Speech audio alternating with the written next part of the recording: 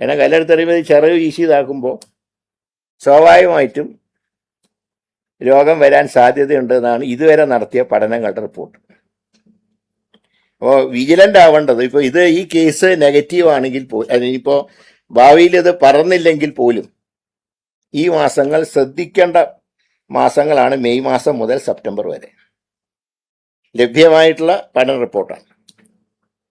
ഇനിയിപ്പോൾ കൂടുതൽ ഇത് സംബന്ധിച്ച് ഗവേഷണങ്ങൾ നടക്കുന്നുണ്ട്. കാരണം ഇതിങ്ങനെ രണ്ട് സന്ദർഭത്തിലാണ് ഇത് കൂടുതൽ അപകടകാരിയായിട്ട് മാറിയത്. ഒന്ന്, ഇതിൻ്റെ ഫസ്റ്റ് റിപ്പോർട്ട് ചെയ്ത 2018 അല്ലേ, 2018 അന്നാണ് നേഴ്സ് ഉൾപ്പെടെ മരണപ്പെട്ടത്.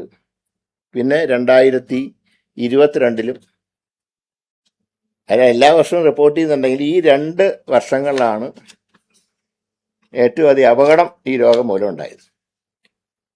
ഇതിൽ ശ്രദ്ധിക്കേണ്ട ഒരു കാര്യം, ഗോഡൌണുകൾ വൃത്തിയാക്കുമ്പോൾ അദ്ദേഹത്തിന് പറ്റിയത് അദ്ദേഹത്തിൻ്റെ ബിസിനസ് ആവശ്യത്തിന് ഒരു ഗോഡൌൺ വാടകയ്ക്ക് കൊടുത്തു. അത് അദ്ദേഹം ആണ് ക്ലീൻ ചെയ്തത്. ആ സന്ദർഭത്തിൽ അവിടെ വവ്വാലിൻ്റെ അവശിഷ്ടങ്ങൾ ഉണ്ടായിരുന്നു എന്നാണ് പറയുന്നത്.